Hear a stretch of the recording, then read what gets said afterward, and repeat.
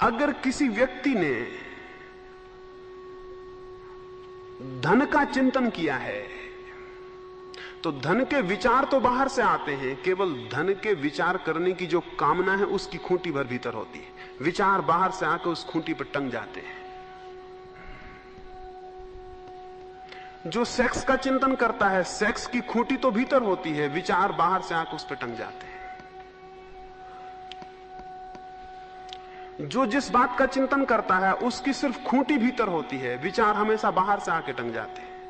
आपके पास जितने विचार हैं वो सब बाहर से आए हुए हैं।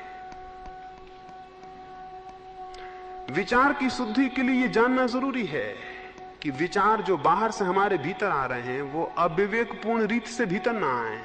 हम सजग हों और जिसको भीतर आने देना चाहते हो वही हमारे भीतर आए, शेष को हम बाहर फेंक दें। मैं भी पीछे कहता था अगर मेरे घर में कोई कचरा फेंक देगा तो मैं उससे झगड़ने जाऊंगा, लेकिन मेरे दिमाग में अगर कोई कचरा फेंकता है तो मैं झगड़ने नहीं जाता। अगर आप रास्ते पे मुझे मिलें और मैं एक फिल्म की कहानी आपको सुनाने लगूं तो आपको कोई दिक्कत नहीं होती, और अगर मैं घर में जाके आपके थोड़ा कचरा फेंक आऊं तो आप कहेंगे आपने ये क्या किया, कानून के विपरीत है। और मैं आपके दिमाग में कचरा डालूं, एक फिल्म की कहानी सुनाऊं, तो आप बड़े मजे से बैठ के सुनते रहते हैं। अभी हमको ये पता नहीं है कि दिमाग में भी कचरे फेंके जा सकते हैं, और हम सारे लोग एक दूसरे के ऐसे दुश्मन हैं कि एक दूसरे के दिमाग में कचरा फेंकते रहते हैं। जिनको आप मित्र समझते हैं वे आपके साथ क्या कर रहे हैं, उनसे बड़ा दुर्व्यवहार और कोई नहीं कर सकता। इससे दुश्मन बेहतर, कम से कम आपके दिमाग में कुछ नहीं फेंकता क्योंकि आपसे मिलता जुलता नहीं। हम सब एक दूसरे के दिमाग में कचरा डाल रहे हैं, और हम इतने सोए हुए लोग हैं कि हमें पता ही नहीं होता कि हम क्या ले रहे हैं।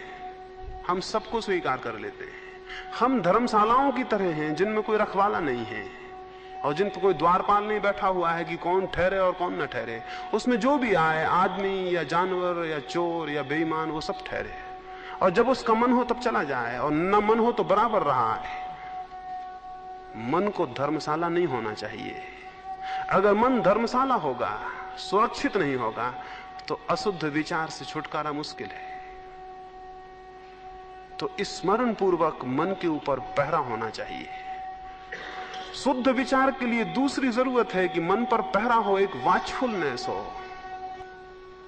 हम जागे सजग पहरेदार हों कि हमारे भीतर क्या आता है, जो व्यर्थ है उसे इंकार कर दें। मैं भी एक सफर में था, मैं था और मेरे साथ मेरे कंपार्टमेंट में एक सज्जन और थे। वे मुझसे कुछ बातचीत करना चाहते होंगे। जैसे ही मैं बैठा उन्होंने सिगरेट निकाल के मुझे दी। मैंने कहा क्षमा करें, मैं नहीं लूंगा। उन्होंने सिगरेट अंदर रख ली। फिर थोड़ी देर बाद उन्होंने पान निकाला और मुझसे कह लीजिए। मैंने कहा माफ करें, मैं नहीं लूंगा। वो फिर पान रख के बैठ गए। फिर उन्होंने अपना अखबार उठाया, बोला इसको पढ़िएगा। मैंने कहा क्षमा करें, मैं नहीं पढ़ूंगा। वो बोले बड़ा मुश्किल है, हम आपको कुछ भी देते हैं, आप नहीं लेते। वो मुझसे बोले हम आपको कुछ भी देते हैं, आप कुछ भी नहीं लेते। मैंने कहा कि जो कुछ भी ले लेते हैं वो नासमझ हैं, और आप जो दे रहे हैं मैं कोशिश करूंगा कि आपसे भी छिन जाए। मैं तो उसे नहीं लूंगा, आपसे भी छिन जाए ये कोशिश करूंगा। आप क्या करते हैं? अगर खाली बैठे हैं अखबार उठा के पढ़ने लगेंगे, क्योंकि खाली बैठे हैं। तो खाली बैठे रहना बेहतर है बजाय कचरा इकट्ठा करने से। खाली बैठे रहना बुरा नहीं है। कुछ ऐसे पागल हैं जो ये कहते हैं कि कुछ ना कुछ करना ना करने से अच्छा है। ये गलत है। कुछ भी गलत करने से ना करना हमेशा बेहतर है। कुछ हैं जो कहते हैं कि कुछ ना कुछ करते रहना कुछ भी ना करने से बेहतर है। मैं आपसे कहता हूं कुछ भी ना करना कुछ भी गलत सदल करने से हमेशा बेहतर है, क्योंकि उस वक्त कम से कम आप कुछ खो तो नहीं रहे, उस वक्त कम से कम कुछ व्यर्थ तो इकट्ठा नहीं कर रहे हैं। तो इसकी एक सजगता, विचार के आंतरिक संक्रमण में हम सजग हों तो विचार को शुद्ध रखना कठिन नहीं है, अशुद्ध विचार को पहचान लेना कठिन नहीं है। वे विचार जो आपके भीतर जाके उत्तेजना पैदा करते हो अशुद्ध हैं, वे विचार जो आपके भीतर जाके शांति के झरने पैदा करते हो शुद्ध हैं। वे विचार जो आपके भीतर जाकर आनंदोन्मुख करते हो शुभ हैं। वे विचार जो आपके भीतर जाके किसी तरह की बेचैनी, चिंता, एंजाइटी पैदा करते हों, वे अशुभ हैं। तो उन विचारों से अपने को बचाएं और अपने मन के सजग पहरेदार बने, तो विचार शुद्धि की तरफ संक्रमण होता है। और तीसरी बात,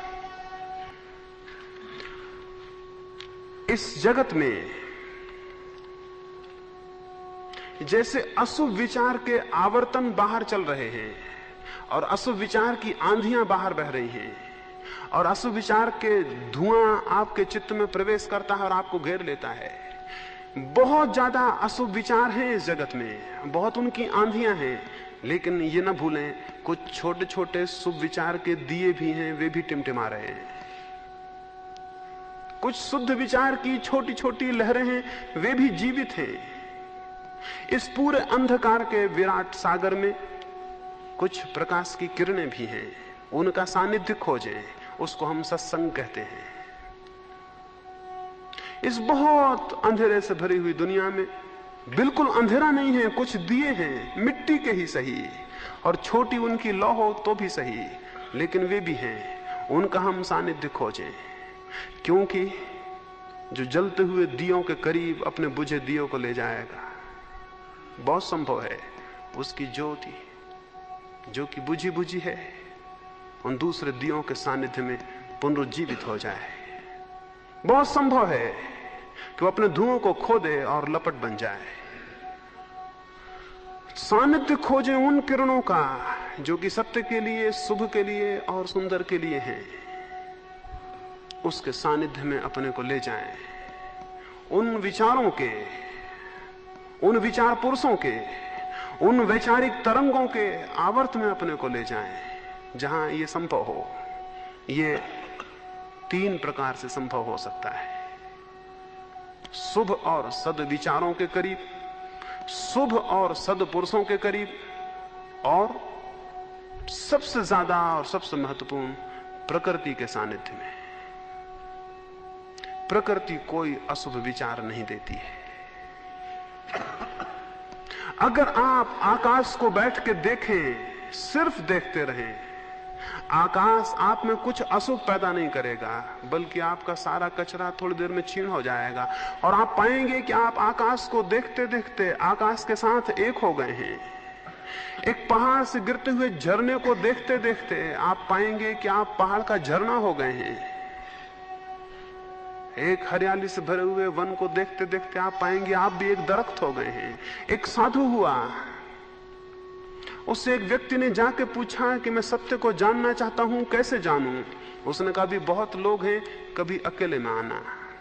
वो दिन भर नहीं आया, वो सांझ को आया जब कोई भी नहीं था, दिए जल गए थे, रात हो गई थी।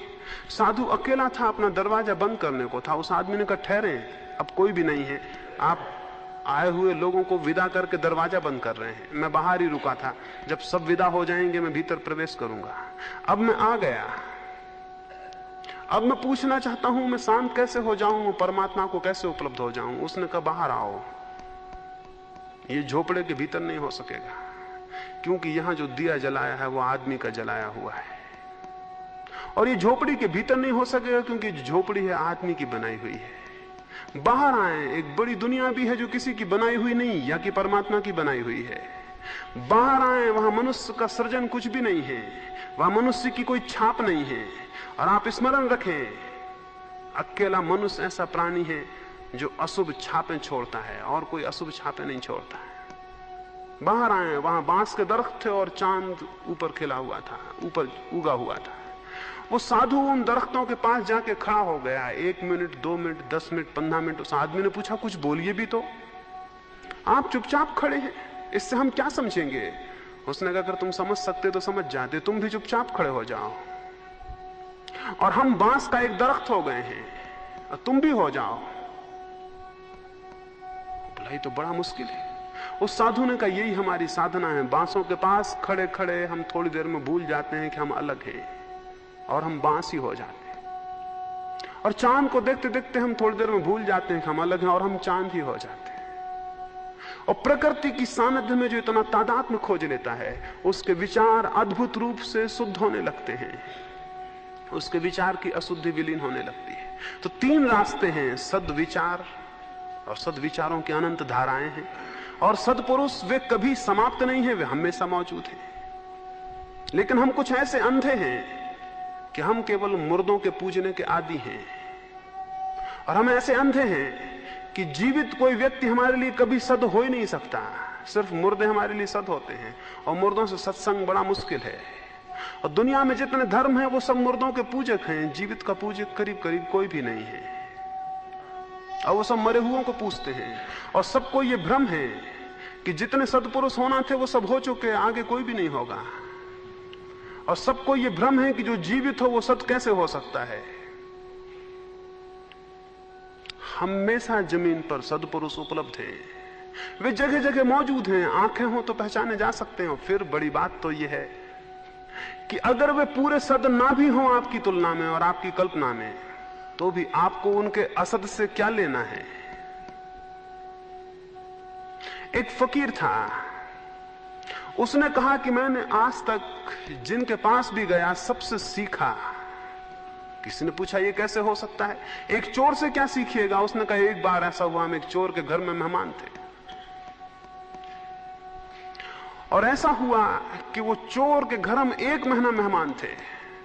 वो रोज रात को चोरी करने निकलता, 4 बजे 3 बजे वापस लौटता। हम उससे पूछते कहो कुछ हुआ, वो हंस के कहता आज तो कुछ नहीं हुआ, शायद कल हो। 1 महीना वो चोरी नहीं कर पाया। कभी दरवाजे पे सैनिक मिल गया, कभी लोग घर में जगे थे, कभी ताला नहीं तोड़ पाया, कभी भीतर भी घुसा, खजाने तक नहीं पहुंच पाया। और वो चोर रोज रात को थका हुआ लौटता, और हम उससे पूछते कि कहो कुछ हुआ, वो कहता आज तो नहीं हुआ लेकिन कल शायद हो।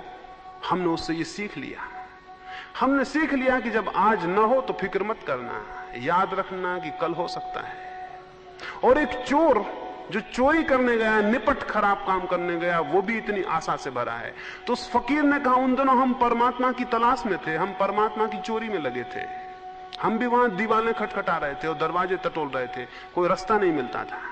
हम थक गए थे और निराश हो गए थे, और हमने सोचा था फिजूल है सब छोड़ें। लेकिन उस चोर ने हमको बचा लिया, और उसने कहा आज नहीं हुआ कल शायद होगा। और हमने ये सूत्र बना लिया कि आज नहीं होगा तो कल शायद होगा। फिर वो दिन आया कि बात घटित हुई, चोर ने चोरी कर ली और हमने भी परमात्मा चुरा लिया। तो सवाल ये नहीं है कि आप सद्पुरुष से ही सीखेंगे, सवाल यह है कि सीखने की बुद्धि और समझ हो तो ये सारे जगत में सद्पुरुष भरे हुए हैं। और अगर वो ना हो तो महावीर के करीब से भी लोग निकले जिनने समझा कि ये कोई लफंगा है, कोई नंगा है, न मालूम कौन है, पागल है। महावीर के करीब से लोग निकले हैं। और आप जो सुनते हैं लोग कहते हैं फला आदमी नंगा लुच्चा है, ये सबसे पहले महावीर के लिए प्रयुक्त हुआ शब्द है। क्योंकि वो तो सद का संपर्क, सद की आकांक्षा, सद की तलाश, अन्वेषण और सत विचारों का जीवन में प्रवेश, प्रकृति का सानिध्य, ये सद विचार के लिए, शुद्ध विचार के लिए उपयोगी शर्तें और भूमिकाएं हैं। ये थोड़ी सी बातें मैंने विचार शुद्धि के लिए कही। इसको एक अनिवार्य अंग समझ के प्रयोग करना है जीवन भर। कोई आज और कल की बात नहीं है। कोई धर्मों के शिविर नहीं हो सकते कि 3 दिन में बात आई और समाप्त हो गई। धर्मों की कोई ऐसी ट्रेनिंग नहीं हो सकती कि 3 दिन हम मिले और मामला खत्म हो गया। अधर्म ऐसी बीमारी है कि जीवन भर चलती है, इसलिए धर्म का शिविर भी जीवन भर ही चलना पड़ेगा, कोई रास्ता नहीं है। तो उसे जीवन भर प्रयोग करना होगा। भाव के संबंध में कल मैं बात करूंगा कि भाव शुद्धि के लिए हम क्या करें।